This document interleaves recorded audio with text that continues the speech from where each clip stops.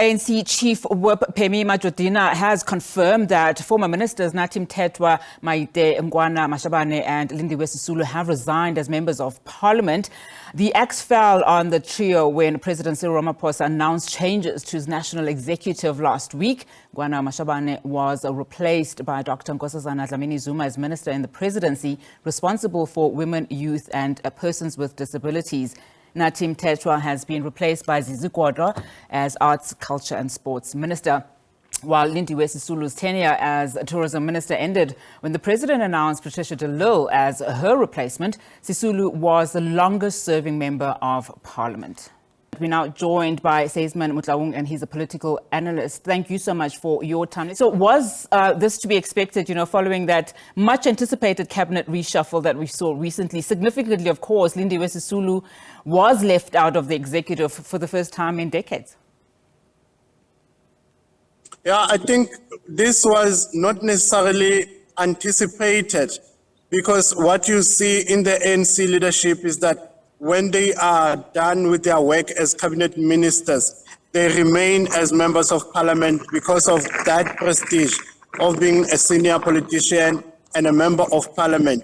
But what happens now is something that confirms people who are out of favor and who are saying there is no need, no necessity for me to remain in parliament, and because it's also that part of a long-standing contribution that they have provided in parliament, and they feel, I think what they are doing is something like their time is up. This is what they are really confirming, that they have no longer any further contribution to provide in politics.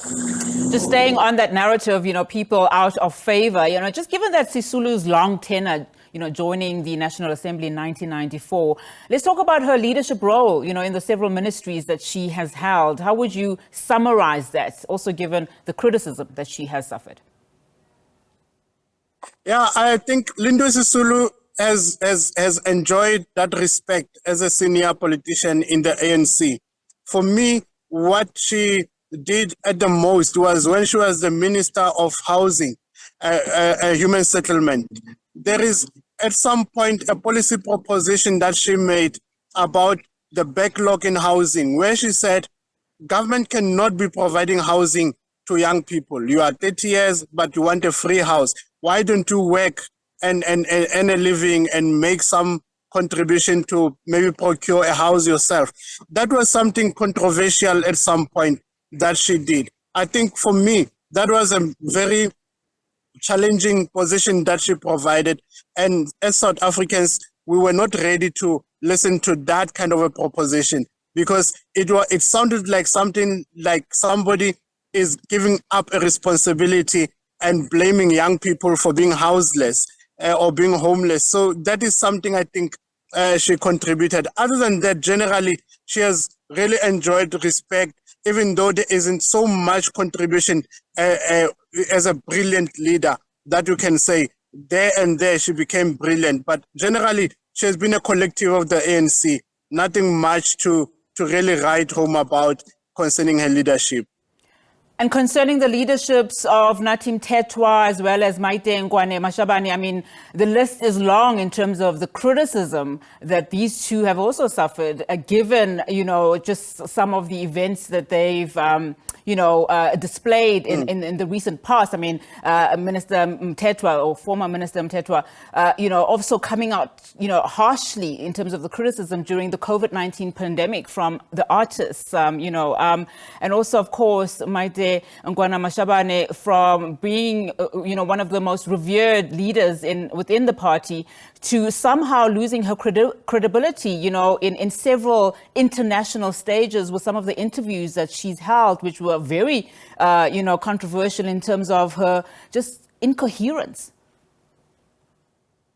Yeah, I think the two, when you compare them to Sisulu, you get to respect Lindiwe Sisulu because she comes as a strong character, a very opinionated person who is willing to express her views and defend them. But the two, you don't see much of that. They are more passive and they go with the flow in terms of politics. And this is something we see with our executives, that there is no strong accountability from the president to really pressurize their ministers in terms of what they perform, what they do. And because of that, we can go through 5 years with a minister who's not really visible in the public eye, who's not really visible in terms of pushing strong programs and to reform society. This is where we can now relegate the two others, Maite and Mr. Nathi Mthethwa.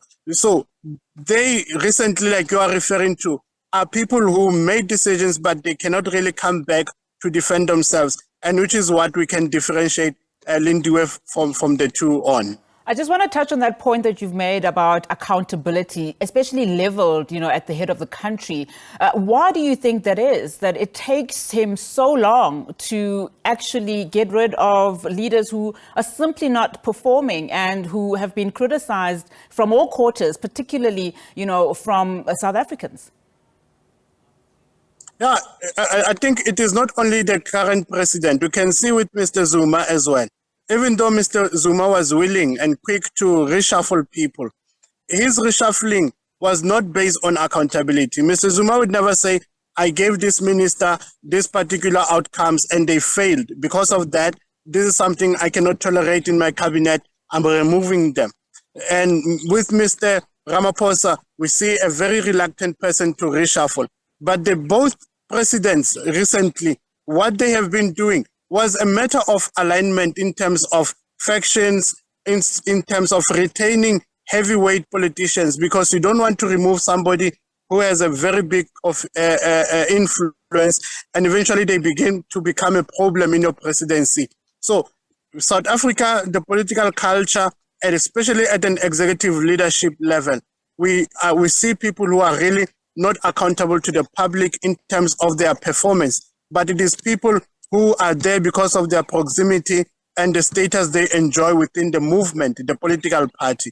And this is what I think is a great disservice to the public. Thank you so much, Mr. Motloung.